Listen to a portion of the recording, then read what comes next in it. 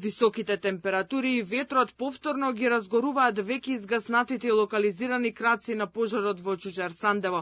Тоа дополнително им ја отежнува борбата со пламените јазици на пожарникарите и локалното население. Се гасне и од копно и од воздух, а дополнително се копа земја за да не се шири пожарот. Двата полициски хеликоптери делуваат на овој регион од рано изутрината и истурија над 70 тони вода.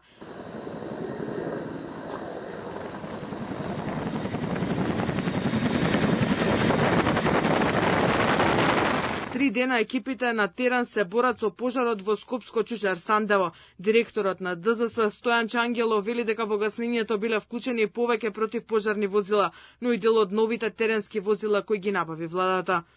Категорично тврдам дека вчера во ниту еден момент ниту манастирот, ниту црквата, ниту куќите не беа реално загрозени, затоа што имаше доволен број на противпожарни екипи на лице место. Нормално тие не се фокусирани на едно место, развиени се на целата територија. Вчера гасевме со 2 полициски и 1 армиски хеликоптер, покрај тоа учествуваше еден Пинцгауер на дирекцијата, како и еден Хермелин на дирекцијата за заштита и спасување, вклучително и екипа на национални шуми. Голема благодарност до локалното население кое што помагаше на пожарникарите, а не обратно.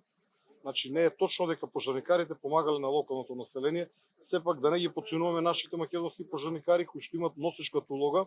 Пожарникарите со надчовечки напори деноноќно ги стишуваат пламените јазици на повеќе локации, но приоритет се пожарите во близина на населени места. Метеоролошките услови се такви какви што се имаме многу екстремно топло време и она што дополнително ни отежнува работата, имаме големо струење, односно ветер кој го разнесува огинот многу брзо.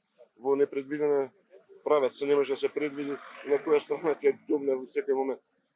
Работиме активно, може да се каже дека делумно е ставен под контрола ширењето што беше во тој правец према косовската граница, останува делот по далноводот кој што оди спрема Косово. Општина Чучер Сандево синоќа прогласи воредна состојба. Според градоначалникот, од пожарот биле зафатени 7 куќи викендици, а еден од жителите завршил во болница поради вдишување чад.